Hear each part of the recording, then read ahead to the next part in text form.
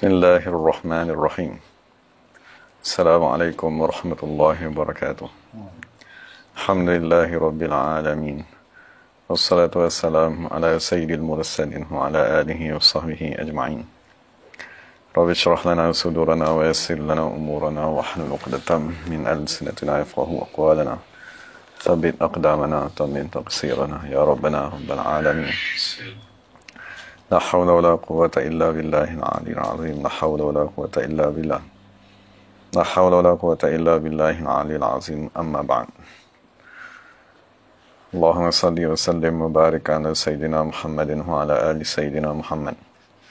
Astaghfirullah allazi la ilaha illa huwa ar-rahmanir rahim. Hayyul qayyum allazi la yamut wa atubu ilaihi. Allahumma ighfir lana. Alhamdulillah, kita bersyukur kepada Allah Ta'ala kerana dapat sama-sama dalam pengajian hadis 40 yang dikarang oleh Imam Nawawi radhiyallahu anhu wa nafa'ana bi'ulumihi wa ja'alana minal mukhlisina bi qiraatih. Dan kita dah sampai pada hadis yang ke-13 daripada Sayyidina Abi Hamzah Anas bin Malik radhiyallahu anhu, khadimi Rasulillah sallallahu alaihi wasallam, qala Qala Rasulullah sallallahu alaihi wasallam, La yu'minu ahadukum hatta yuhibba li akhihi ma yuhibbu li nafsihi. Rawahul Bukhari wa Muslim.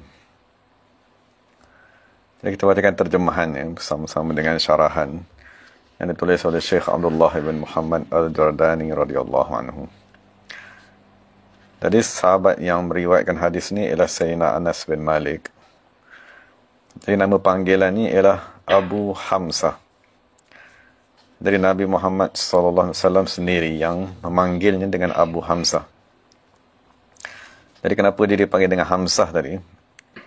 Kerana dia selalu mengambil satu sayur. Dari sayuran tadi dinamakan dengan Hamzah. Kerana dia tadi mempunyai rasa masam. Dan setengah riwayat mengatakan nama pokok tadi atau pokok yang dia selalu ambil tadi ialah pokok Rijlah. Dekat Malaysia ni kita panggil pokok krokot ni, salah satu jenis herba. Jadi disebabkan dia selalu mengambil pokok tersebut, maka dia dipanggil Abu Hamzah. Jadi ibunya bernama Ummu Sulaim.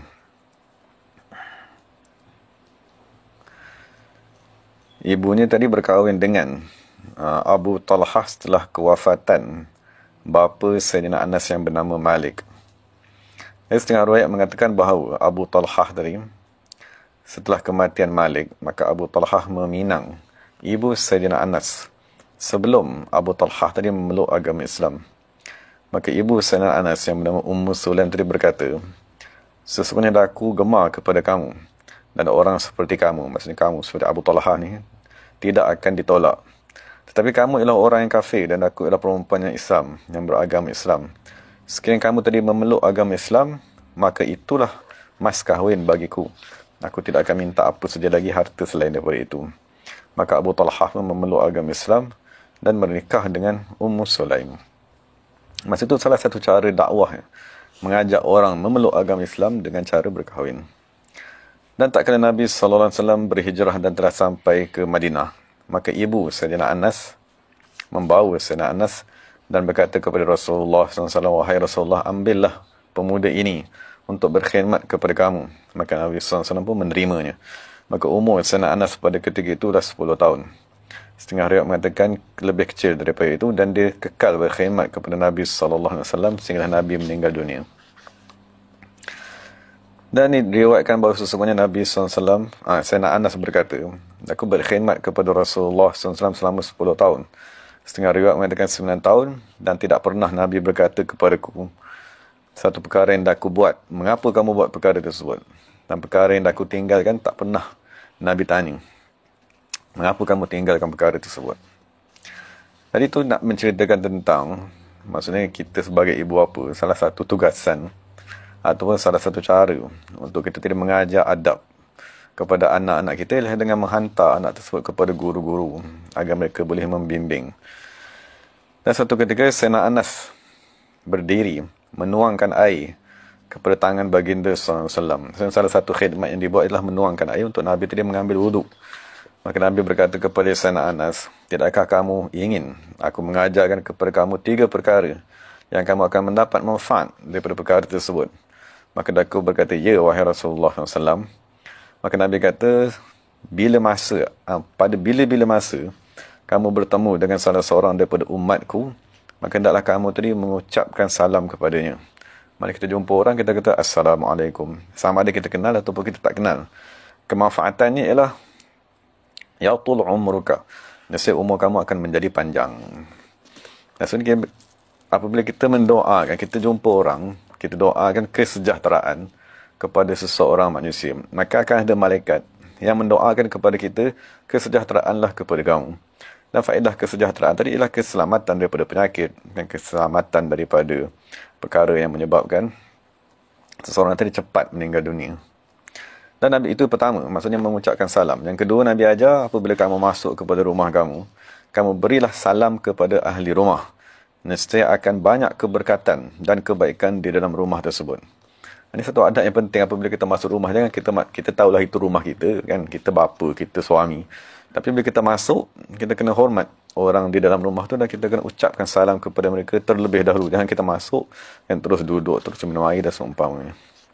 Dan dalam kita dah baca sebelum ni, masa apabila kita masuk tadi, kita baca sekali surah Al-Ikhlas. Kita dah bagi salam, baca surah Ikhlas selepas tu. Dan dalam yang ketiga, Nabi kata, Salli salatad duha. Hendaklah kamu sembahyang solat duha.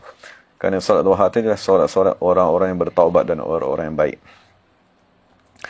Dan Sayyidina Anas berkata, aku berkhidmat kepada Rasulullah SAW selama 10 tahun. Tidak pernah Nabi memaki hamunku walaupun sekali. Dan tidak pernah Nabi memukulku walaupun dengan 1 kali pukulan. Tidak pernah mengherdikku. Tidak pernah memasam ke muka di wajahku.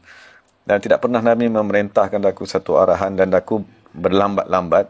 Lalu Nabi memarahiku. Dan sekiranya ada orang marah kepada aku, kerana aku tadi lambat melaksanakan arahan Nabi, maka Nabi akan berkata, da'uh, biarkan dia. Walau qaddarallahu syai'an kan. Sekiranya Allah telah mentakdirkan perkara tersebut, nescaya perkara tadi telah pun berlaku. Dan satu ketika ibunya datang. Ibu Sayyidina Anas datang kepada Rasulullah dan dia kata, wahai Rasulullah, ini ialah khadam kamu yang kecil ni, Anas ni. Tolonglah doakan kepada Anas tersebut. Maka Nabi SAW berdoa, wahai Allah Ta'ala, banyakkanlah hartanya, ramaikanlah anaknya, panjangkan umurnya dan ampunkanlah dosanya, dan masukkannya ke dalam syurga. Jadi Sayyidina Anas berkata, daku telah direzekikan daripada tulang sulbi, maksudnya anak yang daripada daku sendiri, selain daripada cicu, cicit, anakku sendiri saja seramai 125 orang lelaki. Dan tidak direzekikan melainkan 2 orang perempuan saja, dia kata. Itu berkat doa Nabi Muhammad SAW. Dan dia kata, sesungguhnya kebunku mengeluarkan buah-buahan sebanyak 2 kali dalam setahun. Dan keluar daripada kebunku tadi bau yang amat wangi seperti bau kasturi. Dan dia kata, aku telah dipanjangkan umurku sehingga aku tadi jemu nak hidup, dia kata. Wa ana arjur rabi'ah, dan aku masih menunggu yang keempat, iaitu pengampunan daripada Allah Subhanahu wa taala. Dan satu ketika pekerja kepada Sayyidina Anas tadi memberitahu kepada Sayyidina Anas bumi kebun yang tadi kering. Maka Sayyidina Anas pun mengambil wuduk dan keluar ke tanah lapang tadi. Lalu dia sembahyang 2 rakaat dan dia berdoa. Maka serta-merta datang awan sehingga melitupi tanahnya. Kemudian menurunkan hujan. Maka dia pun kata kepada pekerja yang tadi, cuba kamu tengok ke mana awan tadi pergi, sampai mana hujan tadi turun. Maka apabila mereka lihat, hujan tadi hanya turun betul-betul di atas tanah Sayyidina Anas radhiyallahu anhu. Dan Sayyidina Anas tadi dia adalah orang yang sembahyang, dan dia akan berdiri lama sehinggalah kedua tapak kakinya akan mengalir darah.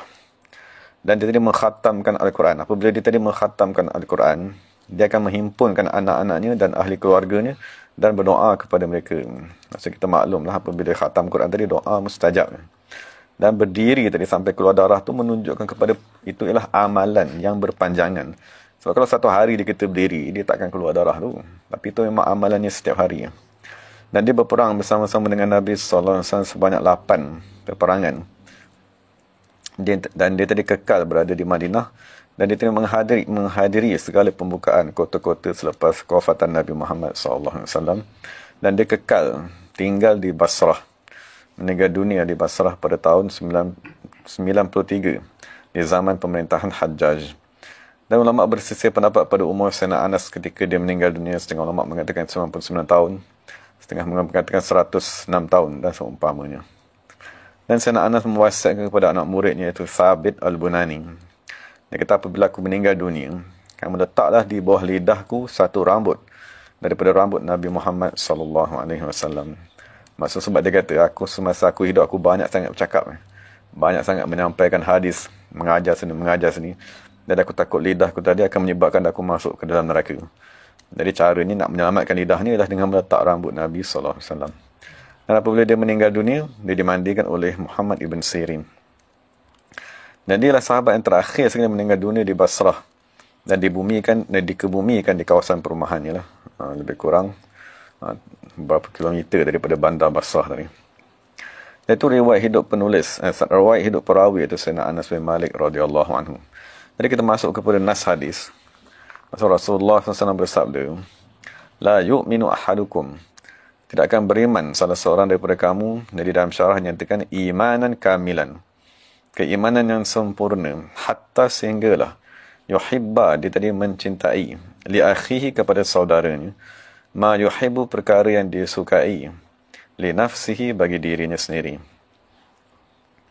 Jadi dalam syarah dinyatakan bahawa tidak akan sempurna keimanan salah seorang daripada kamu sehinggalah dia tadi menyempurnakan ataupun melakukan segala sifat-sifat keimanan yang wajib ke atasnya.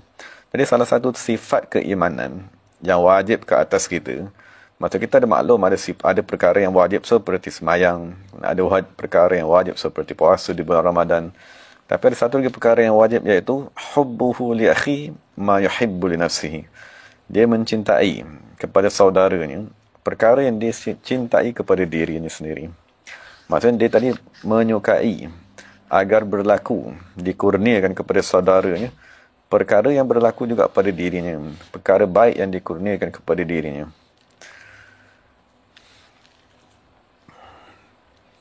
Dan dalam satu riwayat bagi Imam Nasa'i, dia kata hatta yuhibba li akhihi minal khair, sehingga kan dia tadi mencintai kepada saudaranya minal khairi, daripada segala perkara kebaikan, ma yuhibbu li nafsihi, segala perkara yang dia suka kepada dirinya sendiri. Jadi dalam riwayat ini ada tambah lafaz al-khair. Jadi lafaz al-khair maksudnya segala ketaatan, segala perkara-perkara harus di dunia dan di akhirat. Maksud kalau kita tadi boleh membaca Quran dengan baik, maka kita nak sahabat kita boleh membaca Quran dengan baik. Dan sekiranya kita tadi boleh berzikir, mengetahui, maka kita nak sahabat kita pun boleh juga berzikir. Itu dia panggil ketaatan. Ketaatan yang kita tahu, maka kita nak orang lain juga boleh mengamalkannya. Dan dalam hadis yang lain, Nabi Muhammad SAW bersabda, unzur habba ma tuhibbu an ya'tiyahun nas ilaika fa'tihi ilaihim. Kamu tengoklah apa perkara yang kamu suka orang buat kepada kamu, maka kamu buatlah kepada orang lain. Dan dalam sebahagian daripada kalam-kalam ahli hikmat, dia kata irda linnas ma li nafsika tarda. Kamu redha kepada manusia apa yang kamu redha bagi diri kamu sendiri.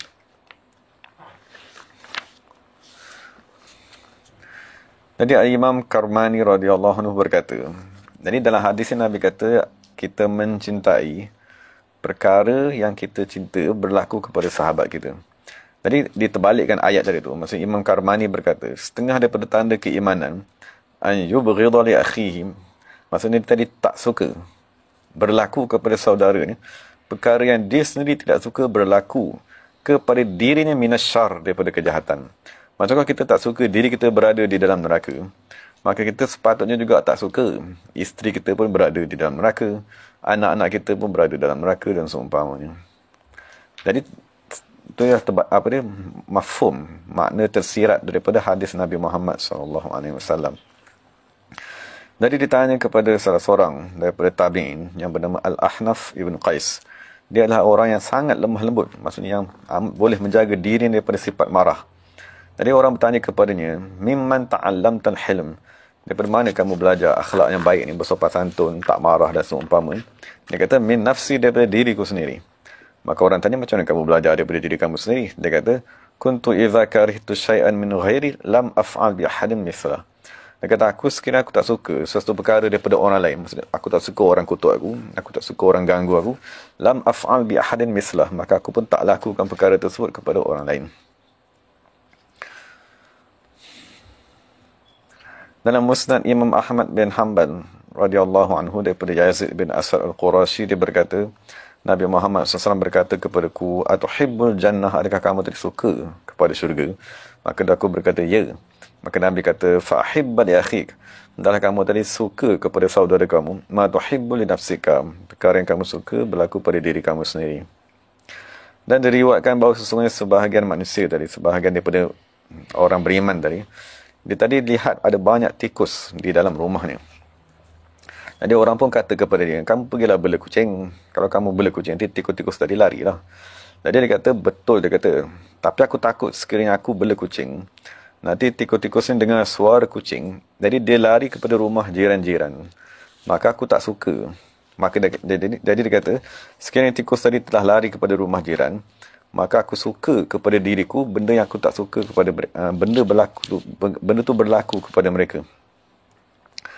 Maksudnya perkara yang kita suka tapi yang berlaku kepada orang lain ialah perkara yang tidak kita suka. Maksudnya tikus tadi duduk dalam rumah mereka. Jadi akhir sekali dia biarkan.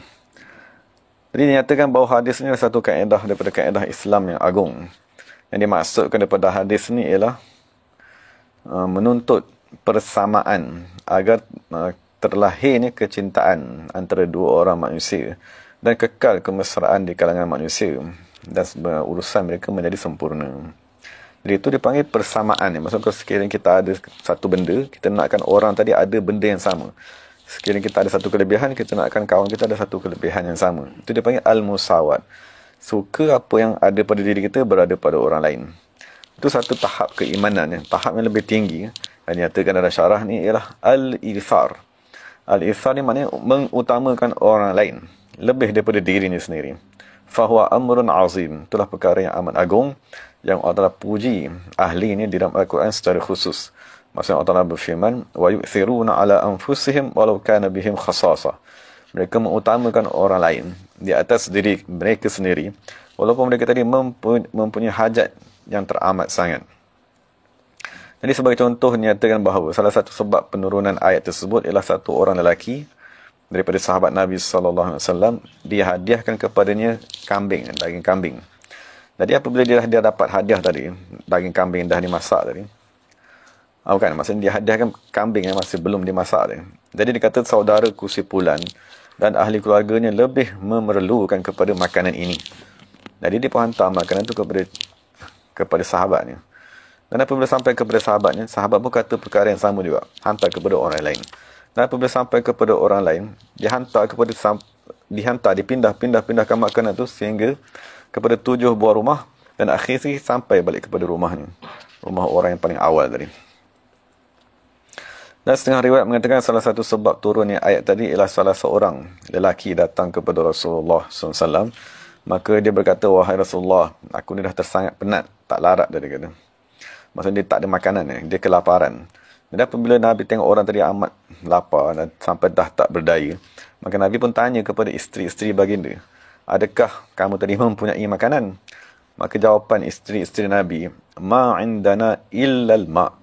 Tiada di sisi kami melainkan air saja. Makanan, gandum, daging semua tak ada. Dan apabila dah keadaan sedemikian, maka Nabi tanya kepada sahabat-sahabatnya, man yudhifu hadha laylah? Siapa yang nak mengambil orang ni sebagai tetamu pada malam ni? Maka salah seorang lelaki daripada Ansar, dia kata, daku wahai Rasulullah SAW. Maka dia pun bawa tetamu tersebut. Maka dia kata kepada isterinya, adakah kamu mempunyai apa-apa makanan? Dia kata tak ada, melainkan makanan anak-anak kita sahaja. Maka suami tadi kata, maka kamu pujuklah anak kamu tadi supaya tidur.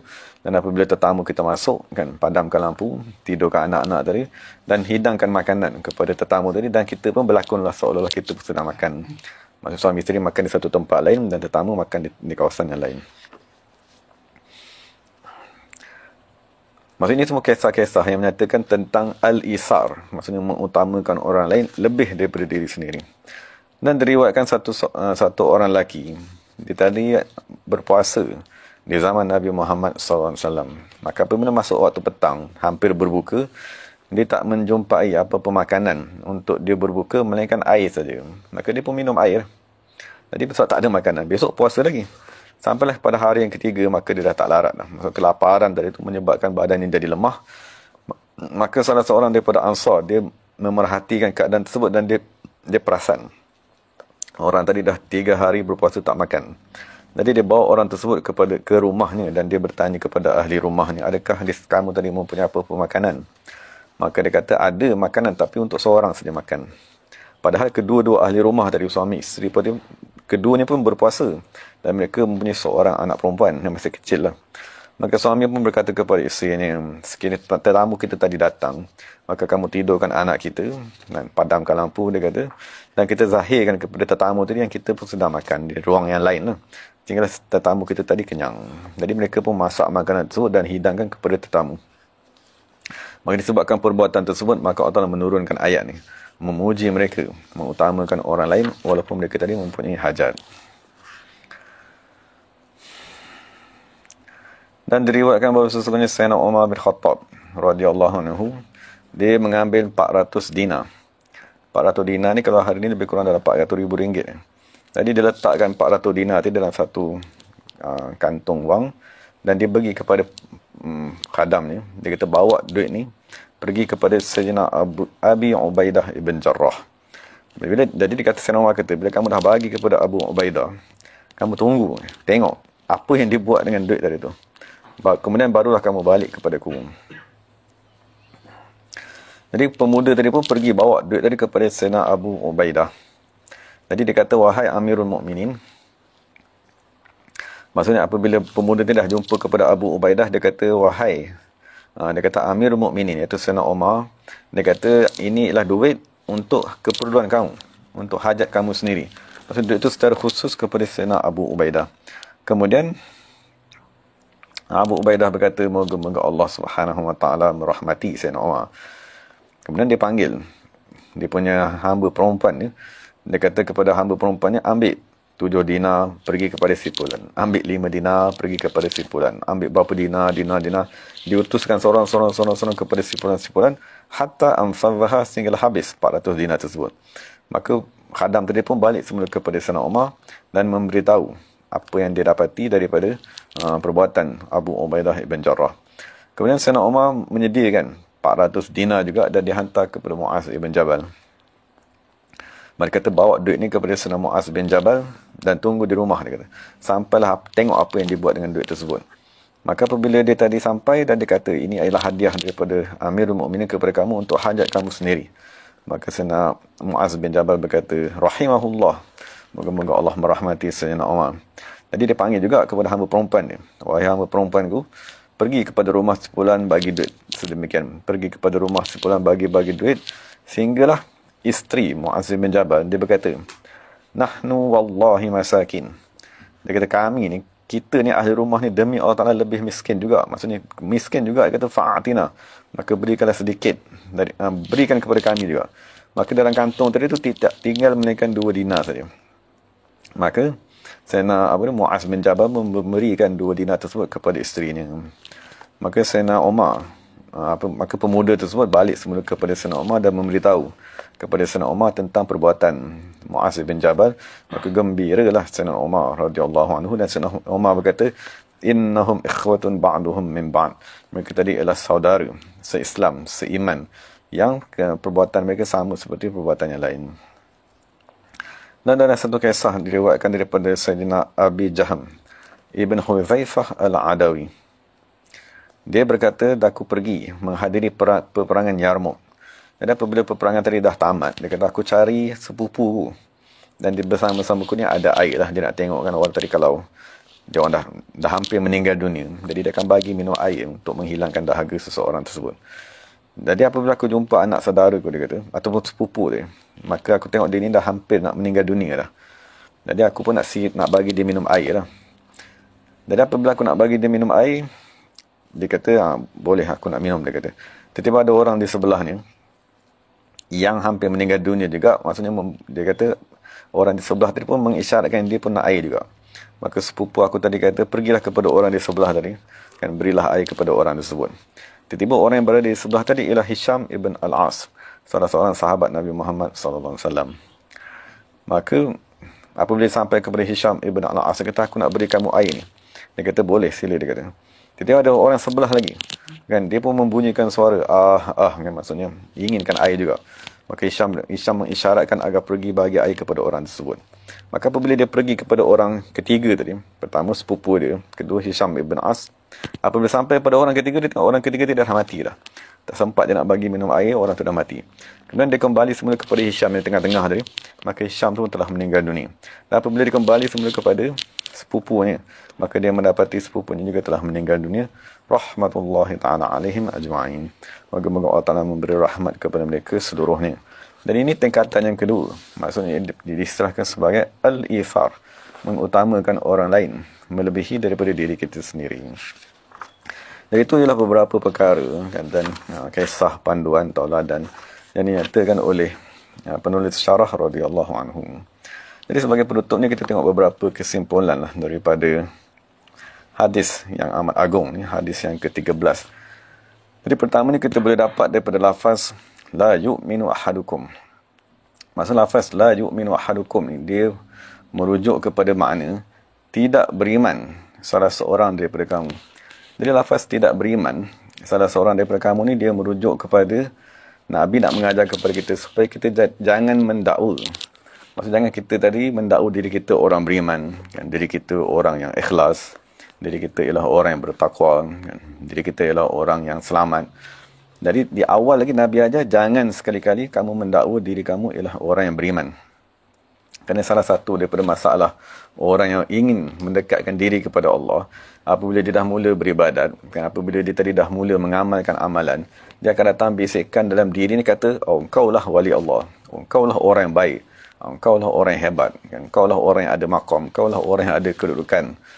Sikit lagi dia akan kata, engkaulah apa dia? Engkaulah Imam Hadi. Sikit lagi kata engkaulah lebih baik daripada Nabi dan Rasul. Itu semua dakwaan nafsu yang amat jahat. Jadi di awal lagi Nabi ajar la yu'minu ahadukum. Jangan sekali-kali kamu mendakwa diri kamu ialah orang yang beriman. Yang betul kedua yang boleh kita faham daripada lafaz ni adalah lafaz ahadukum. Maksudnya kalau ada 1000 orang depan kita, kalau lafaz ahadukum tu maknanya seorang daripada 1000. Jadi itu Nabi nak isyaratkan kepada kita bahawa keimanan ialah perkara yang amat jarang berlaku di kalangan manusia. Maksud dalam Quran Allah Ta'ala kata, wa qalilun min ibadiyas syakur. Amat sedikit dari kalangan hamba-Ku manusia yang bersyukur. Dan dalam ayat yang lain Allah Subhanahu wa taala berfirman, wala tajidu aktsarahum syakirin. Kamu tidak akan mendapati ramai dari kalangan manusia ni ialah orang-orang yang bersyukur. Dan dalam ayat yang lain Allah Ta'ala kata, wa ma aktsarun nasi walau harasta bimu'minin. Tidak ramai dari kalangan manusia ni yang akan beriman walau harasta, sekalipun kamu tadi bersungguh-sungguh nakkan mereka tadi keimanan. Jadi daripada hadis Nabi nak ajar kepada kita sifat-sifat kemuliaan, kan, sifat-sifat yang agung, keimanan, seumpamanya ihsan, ikhlas, tadi perkara yang amat jarang wujud di kalangan manusia. Tujuannya supaya kita jangan tadi mendakwa lah. Jangan kita dakwa kita lah orang beriman, kan, janganlah kita mendakwa kita lah orang yang soleh. Maksud kita nak sentiasa mentohmah diri kita, mengakui kita lah orang yang paling jahat sekali, kita lah orang yang paling degil sekali, kita lah orang yang paling tak mensyukuri nikmat Allah Subhanahu wa taala. Kerana selagi kita boleh mengutuk diri kita dan kita boleh mentohmah diri kita, maka adalah harapan untuk kita tadi membaiki. Tapi sekali kita dah mula memuji diri kita, kita dah tertipu dengan amalan kita, tertipu dengan pangkat, tertipu dengan pujian manusia, maka itulah tanda seseorang tadi akan jatuh di sisi Allah Subhanahu wa taala. Jadi itu beberapa panduan lah yang boleh. Dan terakhir sekali sebagai penutupnya, macam mana nak mengamalkan hadis ni? Maksud Nabi kata tidak beriman sehingga kamu sayang kepada saudara kamu apa yang kamu sayang kepada diri sendiri. Jadi timbullah persoalan dalam diri kita. Apakah yang dimaksud dengan saudara tadi? Kan saudara, kalau kita kata saudara se-Islam, ada 1 bilion lebih dekat 2 bilion. Jadi kita berpening macam mana kita nak mencintai kepada 2 bilion orang manusia tadi. Dan itu dipanggil saudara se-Islam yang begitu ramai sekali. Jadi sebagai kesimpulan, apabila kita rujuk kepada fa ikhwanukum fid din, persaudaraan dalam agama dia dibahagikan kepada 2. Satu, persaudaraan dalam agama secara umum tanpa akad, semata-mata dengan keislaman tadi. Maksudnya kita ada 1 bilion manusia Islam dan kesemua tadi ialah saudara. Tapi yang dimasukkan dalam hadis ni, dia adalah perbahasan yang khusus. Maksudnya Imam Ghazali radhiyallahu anhu menyatakan dalam kitab Ihya ni, sesungguhnya dia ada satu akad. Akad di antara dua orang manusia yang ingin bersaudara. Maksudnya dia akan akad kita bersaudara kerana Allah Subhanahu Wa Taala. Segala kebaikan kepadaku ialah bagimu dan segala kejahatan kita sama-sama menjauhkannya. Jadi itu dia panggil akad persaudaraan. Jadi Imam Ghazali kata dalam kitabnya, akad persaudaraan di antara dua orang lelaki sama seperti akad nikah di antara lelaki dan perempuan. Dan sebagaimana akad nikah, dia ada tuntutan nafkah, kan kita kena menjaga nafkah, nafkah zahir, nafkah batin, tempat tinggal seumpamanya. Begitu juga apabila berlaku akad di antara lelaki, dua orang lelaki, maksudnya akad persaudaraan. Maksudnya kita beriktikad dia ni ialah saudara aku di dalam agama Islam, maka salah satu tuntutan apabila dah berlaku akad persaudaraan ialah dengan sebagaimana yang Nabi nyatakan tadi. Secara umumnya, apabila kita dah akad dengan seseorang dengan akad persaudaraan, adalah kita mencintai kepada diri saudara tersebut apa yang kita cintai bagi diri kita sendiri. Jadi itu tempat kita nak mengamalkan hadis ni. Jadi selagi kita masih belum ada sahabat kita ataupun satu orang manusia yang kita akad dengan dia sebagai akad persaudaraan, sebagai apabila Nabi SAW dia hijrah ke Madinah, maka Nabi akan mensaudarakan satu orang daripada Muhajirin disaudarakan dengan satu orang daripada Ansar. Kita ambil lagi orang yang kedua daripada Muhajirin disaudarakan dengan orang kedua daripada Ansar. Jadi mereka ni dipanggil adik-beradik dengan akad persaudaraan di dalam Islam. Jadi apabila dah jadi adik-beradik tersebut, maka akan ada tuntutan tadi lah. Antara tuntutan ni ialah sebagaimana Imam Ghazali nyata tadi tu, ialah kita tadi menolongnya kan daripada sudut kewangan. Maksudnya sekiranya dia tadi minta tolong kepada kita, jangan kita tanya kenapa. Kan sekiranya dia tadi ada kesusahan, hendaklah kita tadi menolongnya. Dan sekiranya kita sentiasa memerhatikan keadaannya, tanya apa kesusahan seumpamanya. Itu ialah akad persaudaraan. Jadi moga-moga kita dapat memahami hadis yang dinyatakan oleh Nabi Muhammad SAW ni ialah tanda keimanan. Dan tanda keimanan seseorang tadi ialah dia mempunyai saudara yang dia jaga. Kan dia mempunyai seorang saudara yang dia bimbing. Dia mempunyai seorang saudara yang dia tegur, menyelamatkan dia daripada api neraka Allah Subhanahu Wa Taala. Sebagaimana akad nikah tadi, kita berniat untuk menjaga isteri dan anak-anak yang lahir daripada api neraka. Begitu juga akad persaudaraan tadi. Maksud Nabi dah mendidik Muhajirin. Jadi Muhajirin ni, apabila Nabi akadkan dengan Al-Ansar, maka Muhajirin tadi bertanggungjawab menjaga Ansar tersebut, mendidik mereka, membimbing mereka, menjauhkan mereka daripada neraka Allah Subhanahu Wa Taala. Jadi moga-moga Allah Ta'ala hidupkan semulalah persaudaraan tersebut di kalangan umat Islam, agar yang terselamat boleh menyelamatkan yang lain. Wallahu ta'ala alam. Dari segala yang baik daripada Allah Subhanahu Wa Ta'ala, segala salah silap itu daripada diri saya sendiri. Wa aqulu qawli hadza wa astaghfirullahal azim li wa lakum wa lisairil muslimin wal muslimat. Assalamualaikum warahmatullahi wabarakatuh. Bismillahirrahmanirrahim. Alhamdulillahirabbil alamin. Wassalatu wassalamu ala sayyidil mursalin wa ala alihi washabbihi ajma'in. Rabbana atina fid dunya hasanah wa fil akhirati hasanah wa qina azabannar. Allahumma ihfaz syarif Salahuddin al-Hasan al-Husaini warzuqhu sihhatan wa afiyatan wa salamatan wa afatan daima warzuqna jami'an anwarahum bi rahmatika ya arhamar rahimin. Sallallahu alaihi wasallam Muhammadin nabiyil ummi wa ala alihi washabbihi wasallam. Alhamdulillahirabbil alamin. Taqabbalallahu minna minkum. Terima kasih kepada sahabat-sahabat semua. Assalamualaikum warahmatullahi wabarakatuh.